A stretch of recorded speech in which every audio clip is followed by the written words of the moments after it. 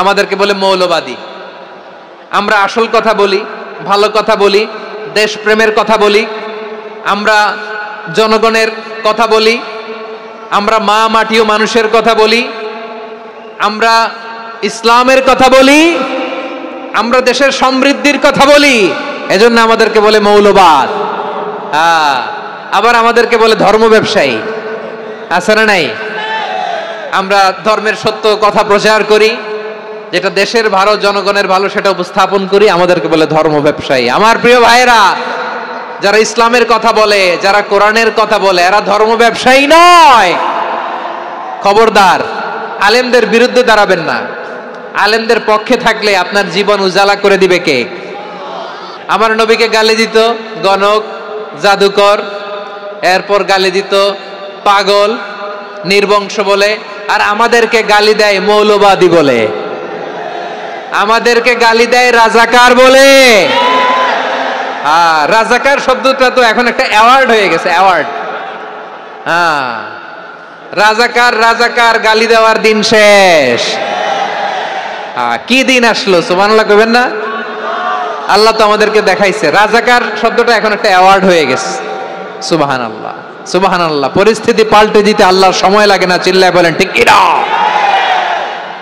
কুন আলিমান আও মুতাআল্লিমান আও মুত্তাবিআন আও মুহিব্বান ওয়ালা তাকুনিল খামিস ফাতাহলিক। হয় আলেম হও, নয় আলেমের ছাত্র হও, নয় আলেমকে মহব্বত করো, নয় আলেমকে সাপোর্ট করো। এই চারটা করো, 5 নাম্বার হয়েও না, আলেম বিদ্বেষী হয়েও না, তাহলে দুনিয়াও শেষ, আখিরাতও শেষ। চিল্লায় বলো ঠিক কি না? খবরদার, নিজেকে ইসলামের বিরুদ্ধে দাঁড় করাবেন না। এদেশের আসল পরিচয় ইসলাম। এদেশের আসল পরিচয় কি? আওয়াজ করে বলতে হবে, এদেশের আসল পরিচয়।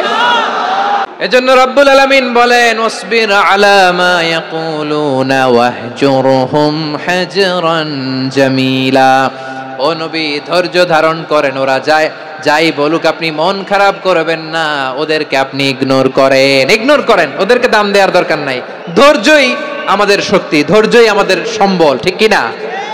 আমার প্রিয় ময়মনসিংহবাসী, ধৈর্য এমন একটা গাছ, আমার দিকে তাকান, খেয়াল করে শুনেন, জরুরি কথা। ধৈর্য এটা এমন একটা গাছ, যেই গাছের চারিদিকে কাটা, কিন্তু এই গাছের ফলটা বড় মিষ্টি। ধৈর্য এমন একটা গাছ, যে গাছের চারিদিকে কাটা, কিন্তু এই গাছের ফল বড় মিষ্টি, সুমিষ্ট।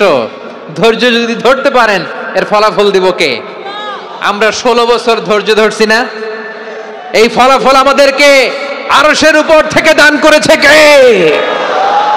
বিপদ আসবে, জুলুম আসবে, একটু ধৈর্য ধারণ করবেন, ফলাফল পেয়ে যাবেন, ঠিক কিনা বলেন?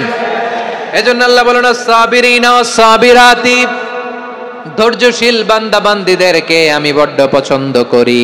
ওয়ালা নাবলুওয়ান্নাকুম বিশাইইম মিনাল খাউফি ওয়াল জু'i ওয়া নাকসিম মিনাল আমওয়ালি ওয়াল আনফুসি ওয়াস সামারাত ওয়া বাশশিরিস সাবিরিন। আল্লাহ বলে, এই জমিনে আমি ভয় দিয়ে, ক্ষুধা দিয়ে, জানমালের হানি দিয়ে, সম্পদ হানি দিয়ে তোমাদেরকে পরীক্ষা করব। এই পরীক্ষায় সফল হবে তারা, ধৈর্য ধারণ করেছে যারা। ইন্নাল্লাহা মা'আস সাবিরিন, ধৈর্য ধারণকারীদের সাথে আল্লাহ আছে রাডাই।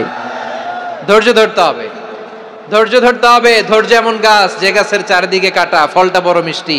বিশ্বনবী বলেন, আজাবান লি আমরিল মুমিন আন্না আমরাহু কুল্লাহু লাহু খাইর ওয়া লাইসা যালিকা ইল্লা লিল মুমিন ফাইন আসাবাতহু সাররাউ শাকারা ফাকানা খাইরাল্লাহ ওয়া ইন আসাবাতহু দাররাউ সাবারা ফাকানা খাইরাল্লাহ। বিশ্বনবী বলেন, এই যে ইমানদারদের ব্যাপারটাই আলাদা, ব্যাপারটাই আলাদা। এটা ইমানদার ছাড়া অন্য কেউ এই বরকত পায় না। কি বরকত? ফাইন আসাবাতহু সাররাউ শাকারা। ইমানদাররা ভালো অবস্থায় থাকলে শুকরিয়া করে, এটা তার জন্য ভালো। শুকরিয়া করলে সওয়াব আছে না নাই? মুমিনরা বিপদে পড়লে ধৈর্য ধরে। আচ্ছা বলেন তো, ধৈর্য ধরলেও সওয়াব আছে না নাই? তাহলে সুখের সময় শুকর, দুঃখের সময় সবর, উইন উইন সিচুয়েশন। আমাদের সারা জীবনই এই দুই আমল আছে না নাই? হয় আমরা শুকর গুজার হই, নয় সবর করি।